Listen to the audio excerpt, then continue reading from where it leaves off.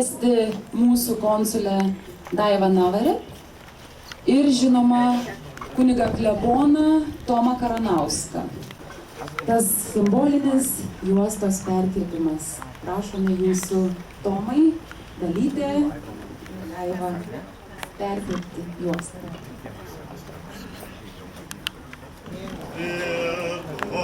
Tėvynė mūsų, tu didvyrių žemę, išpaigė savo sūnus, te stiprybę seną. Tegul tavo vaikai eina vien takais dorybės, tegul dirba tavo naudai ir žmonių gerybei. Tegul saulė Lietuvos tamsumus prašalina, ir šviesa, ir tiesa mūsų žingsnius telydi. Tegul meilė Lietuvos dega mūsų širdyse, vardan tos Lietuvos vienybė težydi.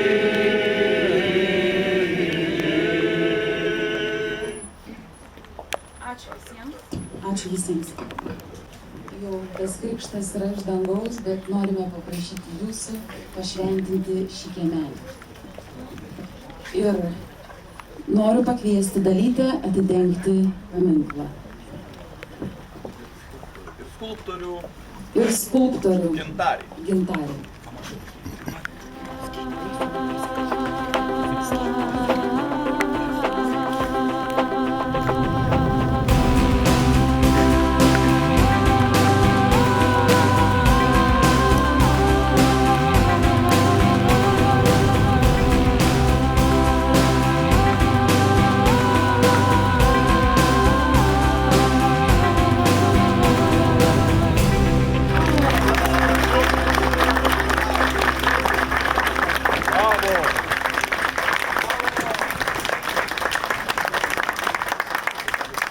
Viešpatie, būk mums gailestingas ir suteik mums išganymą.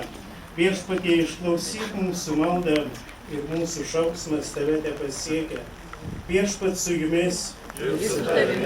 Melskimės. Išklausyk mūsų šventasis Viešpatie, visagaliai Tėve, amžinasis Dieve, ir atsiųsk iš dangaus savo šventąjį angelą, kad jis saugotų, globotų, užtartų, lankytų ir gintų šią mums visiems lietuviams brangę poeto Bernardo Kraiščionio ir lietuvių menininko Kimelio vietą. To prašome per Kristų mūsų Viešpatį.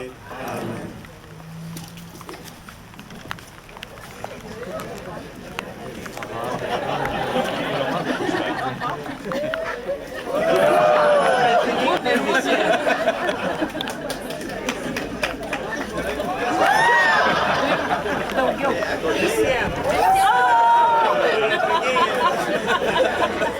Ir dangu šventina ir kleboną. Aš manau, miela jūs ir kalbėjom, kad yra dėkinga visiems, kurie prisidėjo. Aš manau, kad nuoširdus ačiū ir taip, kaip mes visada kalbame, kad galvojame, kiek štai mes metų nugyvename, kiek mes sulaukime metų, bet tai yra visiška nesąmonė Dievo akise, bet yra iš tiesų daug svarbiau tai, ką mes palikome ir paliekame po savęs. Ir tai, ką ši brangi saujelė žmonių sukūrė, tai yra iš tiesų Dievo palaima mums visiems. Ir kaip sakiau, čia yra, kaip miela Justė minėjo, tai nėra tik tai pabaiga, žinot, bet tai yra kūrybos, mūsų gyvenimo, mūsų kasdienybės pradžia. Ir linkiu, kad kiekvienas čia ne vien tik į bažnytėlę užeitumėt, bet užeitumėt ir į šį kiemelį. Su savo skausmu, su savo malda, su savo džiaugsmu. pabūti prie lietuviško beržo, pabūti prie šių nuostabių žodžių, pabūti prie šio nuostabaus darbo, kurį atliko mūsų vaikai ir, žinoma, jūsų dosnumas ir gerumas mūsų lėšus. Ačiū jums visiems. Ačiū labai. Na, o dabar tęsime tą pradėtą bažnyčioje mano kalbą. Noriu, kad pasisakytų viso šio projekto mūsų dalyviai.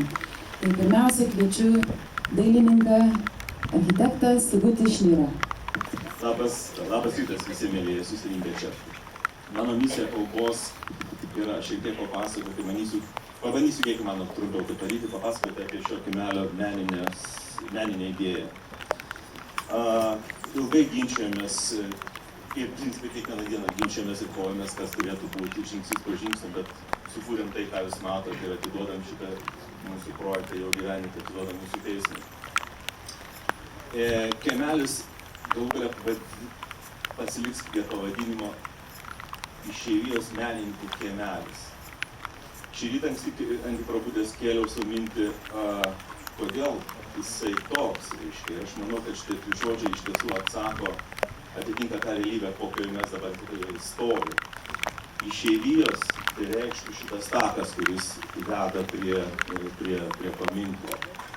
Menininkų tai yra vienintelė iškiliausia asmenybė išeivijos menininkų tarpe mūsų akim, ir aš manau, su manim sutiks kolegos ir jūs taip pat pritarsit, yra vienintelė iškili asmenybė Bernardas Brazdžionis. Ir trečias žodis kiemelis, iš tiesų tai pasidarė kiemelis, turėjo būti galbūt kitokia erdvė, žmonės turi kitokias nuomonės, bet iš tiesų gavosi kiemelis, kuris turėtų vadintis Išeivijos menininkų kiemelis.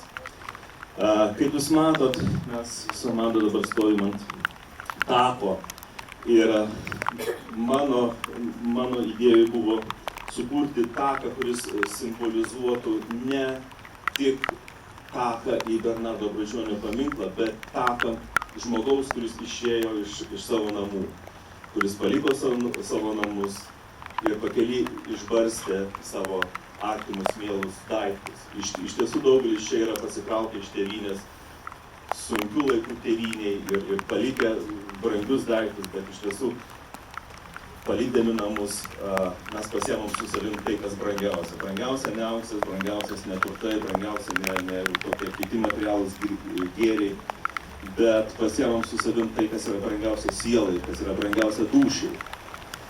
Ir žmonės daugumoje sunešė savo daiktus, kurie iš tiesų jiem yra brangus. Tai gali būti tėvelio mamytės žiedeliai, tai gali tėvelio mamytės kokie tai raktukai, meškučiai, žaisliukai ir taip toliau. Ir mes prašom, kad mums leistų tuos daiktus įlieti į šitą kelią. Tai būtų lyg tai kelias, išeivio kelias, kuris eidamas pakely kažką artimo dūšio išbarstė.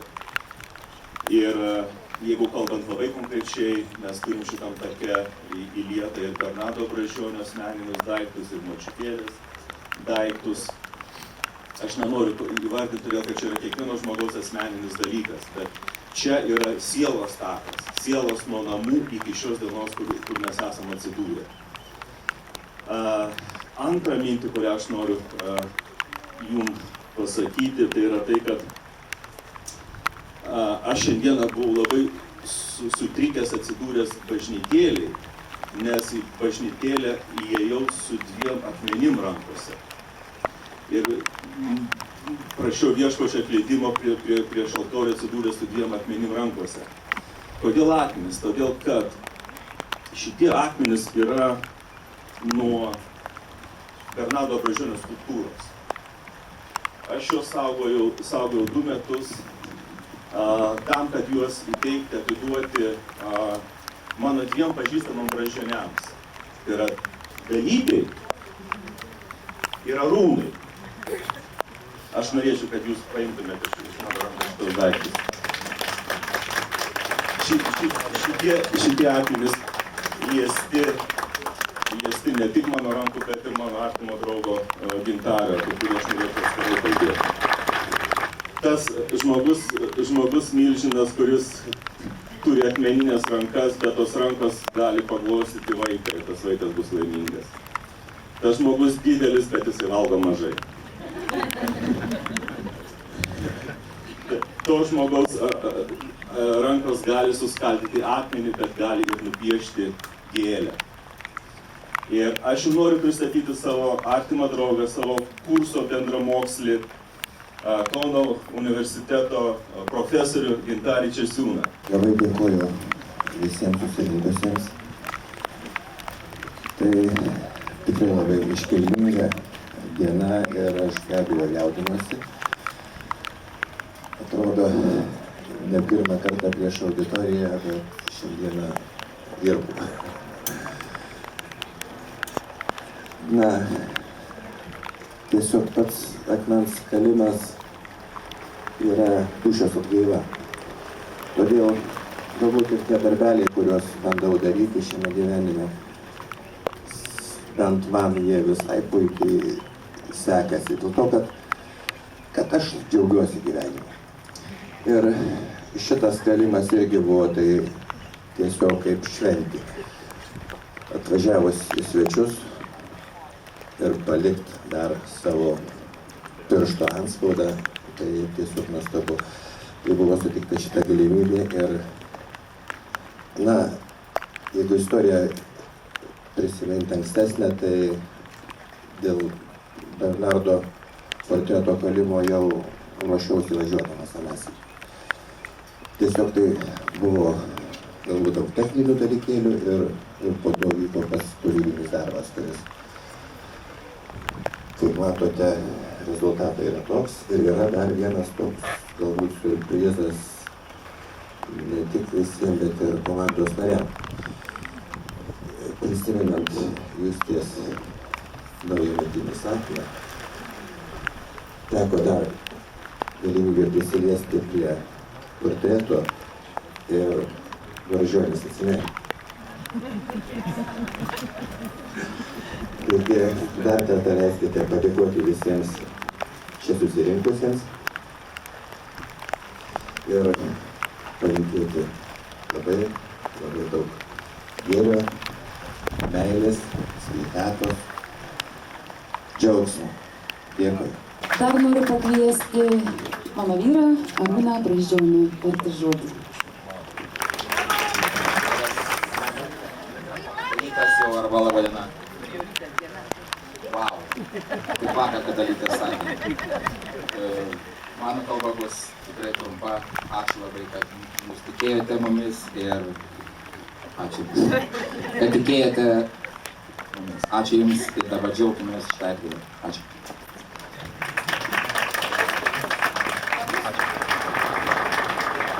Atsiprašau, negalvoju, kad taip greit reiks neįdėti. Ir aišku, noriu, kad dabar ponas Mandas paskaitytų. Ne toks jau ir ponas. Sakiau, ponas. Ponas komanda. Taip, kur čia tie raštai.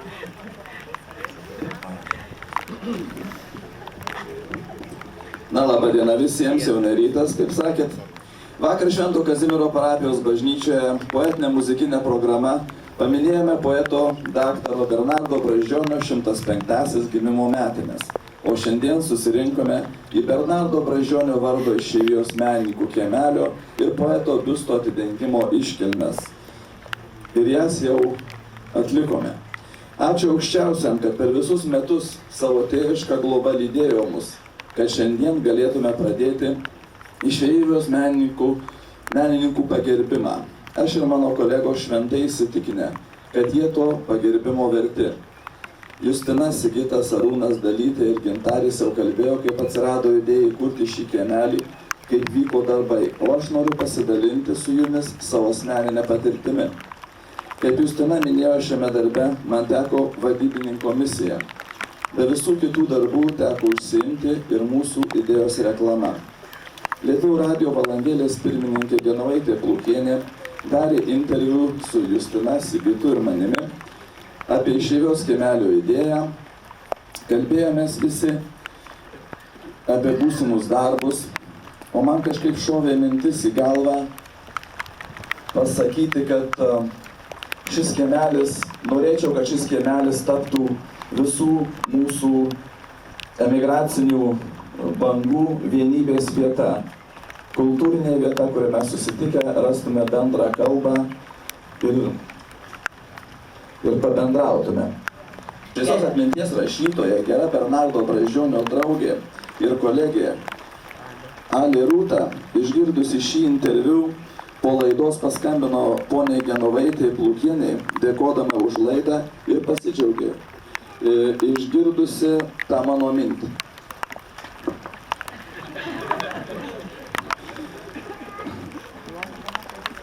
Negana to, jau būdama beveik 100% neregė, jis sėdo rašyti atsiminimus apie Bernardą Brazdžionį. Per Nijolę Lembertienę perdavė jos man ir paprašė pasidalinti tuo su jumis. Tai mane labai sujaudino ir įpareigojo. Iššifruoti tekstą nebuvo labai lengva. Ir dabar iššifravęs keletą tų linkėjimų noriu jums paskaityti. Citatos. Kaip galime greit užmiršti tave, poete, galingus jausmus, per dešimtmečius guodusius mus, žadinai ir prajuokinai mus. Daug gražių vaizdų žmonių užsimiršta, bet poetai žmogaus širdį ir tautos gelmėse amžiais nemiršta. Mažais prisiminimais grąžinsiu jį į studijos gatves, iš Vistos, Lietuvių dienų spaustuvės, parapijos, iš Ateitininkų ir Santa Monikos, Trečiosios gatvės, iš pobūvių nuo draugo stalo ir taip be galo. Niekas taip gerai neišsisako savo kūrybos, kaip Bernardas Brazdžionis sakė vienas, joks aktorius taip gerai neišreiškia. Monyte, tu mums kaip prancūzų Larėjaus, nelabai žinau, ką reiškia, Madame Pompadour, sakė jis Trečioj gatvė Santa Monikoje. Ten praleido rašytojai, dailieji menai, daug gražių valandų.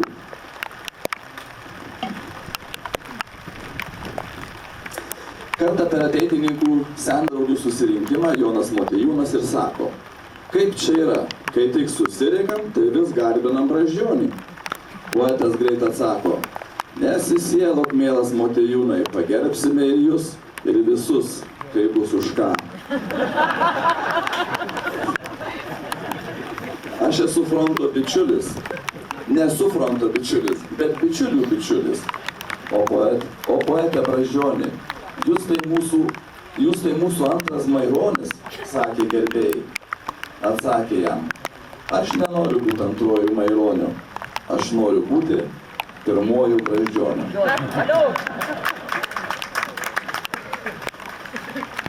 Na ir be jokios abejonės, ko gero pati pirma atminimo lentelė atminimų sienoje bus skirta Aliai Rūtai, iškeliausiai šiais metais ir kitais metais, aš manau, minėdami jos mirties metinės, tą ir atliksime.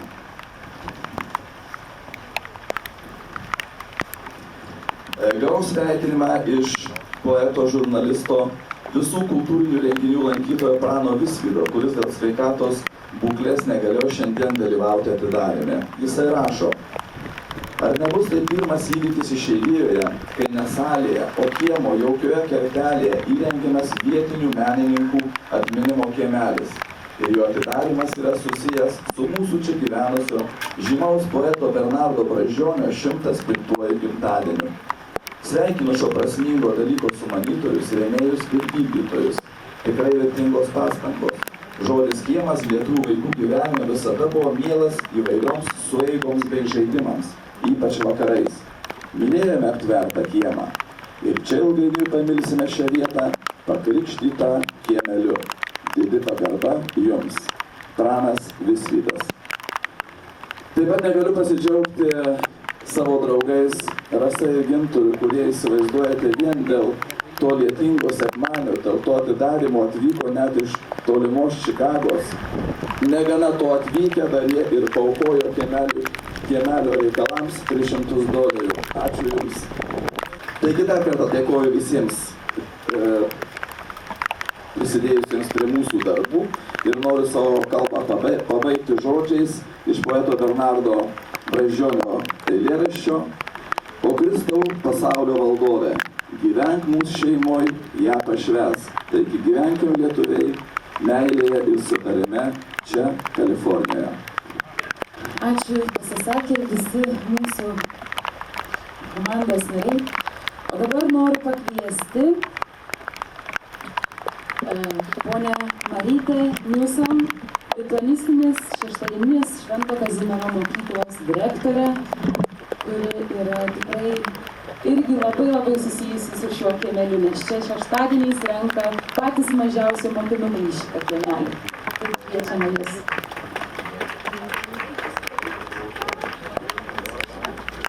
Pirmiausia, aš labai džiaugiuosi šiuo projektu ir noriu pasveikinti visus, kurie ir įvykdė ir prisidėjo, nes mes čia eidavom ir žiūrėdavom, kaip viskas sekasi. Sako, pažinsi tautą, pažvelgus į jos dėmesį savo vaikams. Poetas Bernardas Brazdžionis Vytės Nemunėlių vardu savo eilėse skirtose vaikams rodė ypatingą pagarbą mažiesiems. Savo švelniu kreipimusi, optimizmu, auklėjančiu tautiškumu bei krikščioniškumu, jis pažino vaikišką pasaulį ir vaizduotę. Suprato, kad lietuviukai turi išaugti kilniais piliečiais, garbingos, tvirtų vertybių tautos. Paskaitęs poeto eilėraštukus, matai, kokią tautą poetas užsivaizdavo. Ne viena karta džiaugiasi jo eilėmis, o laimingas vaikas, kuris turėjo progą su pačiu autorium susipažinti. Didesnė nuostaba tame, kad dar tūkstančiai ateities vaikučių deklamuos nepamirštamas Vytės Nemunėlio eiles, mylės meškiuką rudnosiuką. Pasigendame mielo poeto, kuris mokėjo su pačiu mažiausiu pasisveikint, pasikalbėti, kuris daugel metų bendradarbiavo Los Andželo Švento Kazimiero šeštadieniniai mokyklai, dalyvavo mokyklinėse šventėse bei programuose, džiaugiasi Spindulio ansambliumi. Atėję šį kiemelį mūsų mokiniai prisimins, kad šiame pasaulio kampelyje gyveno nuostabus žmogus. Jie pažais ant žolytės ir tikėkimės prisimins jo eilutes su pamokymais būti gerais vaikais. O Vytė Nemunėlis jau sapnuoja amžiną sapną ir ilsisi tėvynės miške, ten toli, kur eglės ošia, po pušim sena. Ačiū. Darija Babickaitė.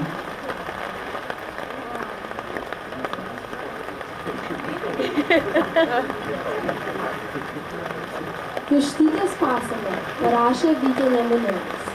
Kitą kartą gyveno vištytė ir kalbėjo karkar. Nemokėjo skaityti, nei rašyti, kaip ir visas vištytės dabar. Ir išleido mamytė dukrelę į mokyklą pasakius karkar ir nerado mokyklon į kelio, kaip ir visas vištytės dabar. Ir nuėjo ir pakely sutiko Marytę. Labas, tarė Marytė. Karkar, nesupratus, atsakė vištytė, kaip ir visas vištytės dabar. Ir nuėjo abidvi į klasę. Labas, tarė Marytė. Karkar, nes sukraksėjo nedrąsiai vištytė, kaip ir visas vištytės dabar. Mokiniai rašė, skaitė, skaičiavo, o vištytė karkar, neišmokus namo parkeliavo, kaip ir visos vištytės dabar. Ir mama paklausė, kudako, ir atsakė vištytė, karkar, ir to mokslo abiem jom užteko, kaip vištytė visom lik dabar. O dabar noriu pakviesti Dalytę. Aš irgi turėjau vištytės pasaką atmintinai pasakyti parapijos scenoje. Kaip aš pagal, turbūt aš nežinau, buvo gal 7 metų. Karkar. Aš truputėlį sumažinsiu savo kalbą, sutrumpinsiu, kadangi labai kyla. Ir norėjau trumpą ištrauką paskaityti, bet jau nespėsiu. Aš noriu padovanoti šitą knygą Išėję sugrįžti mūsų klebonui kunigui Tomui. Yra nepaprastai įdomi knyga apie poetus, apie rašytojus, apie mokyklos vedėjus ir kitus vedėjus, kurie išėjo iš tėvynės Lietuvos ir kitose kraštuose susidūrė ir vėl kūrė savo kolonijas.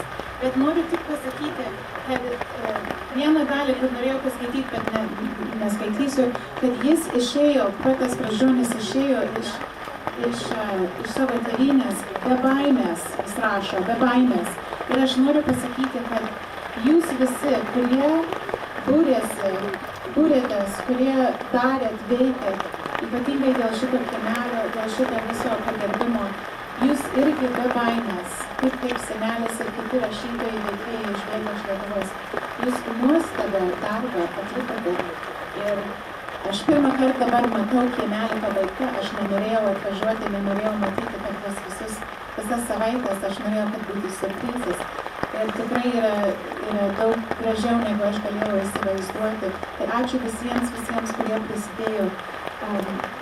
Ypatingą padėką noriu išreikšti visiems dalyviams ir jų šeimoms, kurie išleido jas repetuoti dieną, naktį. Aš žinau, kad netruko nemažai darbo, prakaito, lėšų ir ištvermės įgyventi šią nuostabią idėją. Įsteigti naują kultūrinę išeivijos lietuvių erdvę, išeivijos menininkų kiemelį. Kaip tėtukas ir močiutė laukdami prie namų vartelių šiltai pasitikdavo draugus, artimuosius ir svečius, linkiu jums visiems lankantiems šį kiemelį pajusti poeto Bernardo dvasią, šilumą ir meilę visiems lietuviams menininkams, kurie yra mūsų brangios tėvynės siela. Su didelė pagarba. Dabar noriu pakviesti mūsų garbę konsulę, Daiva Navarė, tarti žodį.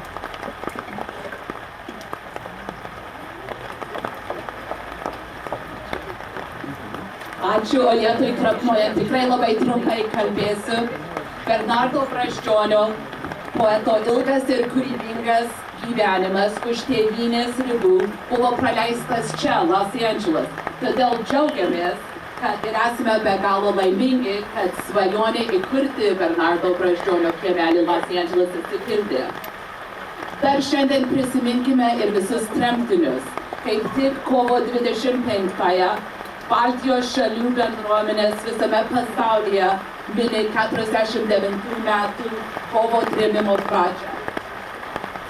Išeivijos poetas Bernardas Brazdžionis, būdamas toli nuo Lietuvos, rašė eilėraščius pilnus meilės ir ilgesio tėvynei. Manau, ilgai džiaugsimės šiuo kiemeliu ir prisimindami mylimą mums poetą Bernardą Brazdžionį ir visų mūsų brangę protėvių žemę Lietuvą. Sveikinu. Dar norėčiau pakviesti Violetą Gedgaudienę tarti žodį. Sako, Kalifornijoje lietus ir laima. Tai gal mūsų mylimas poetas mūsų laimina. Tai kad galvokė, man atrodo, jisai mylėjo tikrai ir pavasarį, ir vasarą, ir žiemą, ir rudenį. Jisai tikrai mylėjo žemę. Kitas dalykas yra, jis turėjo labai didelį humoro jausmą. Aš manau, dalykai pritart. Ir kaip jis kartais pasakydavo, kad nežinodavo, ar lysti po žemę, ar pasidžiaugti. Aš taip pat noriu ne tik lietuvių kampo vardu, bet lietuvių bendruomenės vardu pasveikinti jūs visus užbaigus šį gražų projektą. Bet aš turiu kitą mintį. Mes neįvertinam tų, kurie gyvena su mum. Ir aš dabar kalbu ne apie Brazdžionį, o apie Ragauską. Ir kaip Ragauskų šeima atvyko į Los Andželas, tai kaip naujas vėjas papildė. Čionai ir kultūra, ir virtuvė, ir Dalia moko mūsų vaikus valgyti cepelinus, ir vaidinimai, ir retro, ir ko tik tai nėra. Ačiū šiai šeimai. Ačiū. Visi įsijunkit, kurie atvykstat pas mus. Nebijokite. Mes esam nelabai jauni, gal senamadiški, bet mes labai visi, kurie tiek daug metų gyvena mūsų laikui. Tai aš sveikinu visus. Na ir mūsų paskutinis skaitovas, mažasis Bernadėlis paskaitys dar eilėraštį. Tu čia.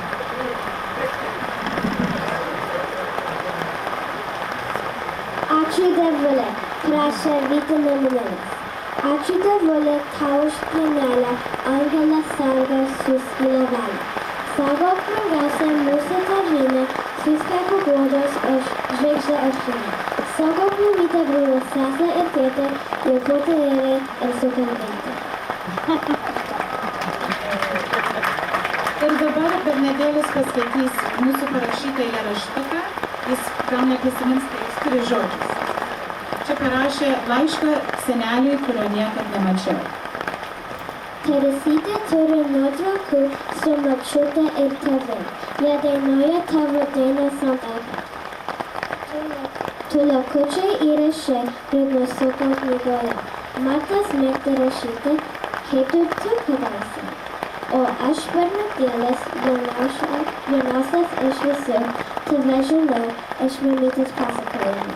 Rimtas ir juokingas tu mylėjai močiutę, tu mylėjai Lietuvą ir Dievulį datą. Jeigu kada nors tave matysiu, toli dangoje, apkabinsiu ir pažinsiu tavo švelnią šypseną. Ačiū. Kviečiame mūsų skaitovę Olitą. Sako, nebereikia. Tai... Gerai, reikia. Išbandymui čia reikia. Gerą dieną reikia. Aš džiaugiuosi, kad jie lietus, nors žinosit, kaip mums puiku gyventi Lietuvoje Lietuvoj. Ir pasidžiaukite kartu su lietuviais iš ten ir iš dangaus mums siunčiamų lietumi. Šitame rankinuke yra Maironio muziejaus Kauno Aldonos Ruceckaitės puikus laiškas Brazdžionio šventei į Kaliforniją, kurio aš neskaitysiu, o kažkaip rasiu progą kur nors jį pateikti ar palikti archyve. Pabaigoj jinai prašo nusilenkti Brazdžionio biustui, ką aš ir padarysiu, ir jums taip pat. Brazdžionį pažinojau, dar jo nepažinodama, šitą eilėraštį aš ir paskaitysiu. O paskui esame susiję nuo pirmojo atvažiavimo į Lietuvą, į jo gimtinę, ir Dalytę, ir Saulę, dukterį, ir visus mačiau, ir kiekvienais metais visiškai buvom kartu, ir Lietuvoj, ir retkarčiais čia. Todėl aš esu čia neatsitiktinai. Mes mirsime kartu, laukų lelijos žiedą, kai vasara praeis, kai lietus žemė siaus, kai pasaka pabaigs naktygoniai susėdę, prie gęstančios liepsnos ugniakuro tamsaus. Mes mirsime kartu, svetyšo žemės paukštį, kuris giedoja į man rasotais paryčiais, ir siela neš giesmė, į amžių sostų aukštį, ir saulė pasislėps po debesim rūsčiais. Mes mirsime kartu, kad žemė gimė, ir vėjo šnaresys, sodelį jazminų, ir meilė, ir džiaugsmai, bus amžinai nurimę, ir pėdos praeities palikusių dienų. Mes mirsime kartu, ir mus kartu palaidos, su gedulo raudom, su ašara sure, ir liks toks pat šviesus, šviesaus pasaulio veidas, ir tokia pat lemtis visų, kas gimsta čia.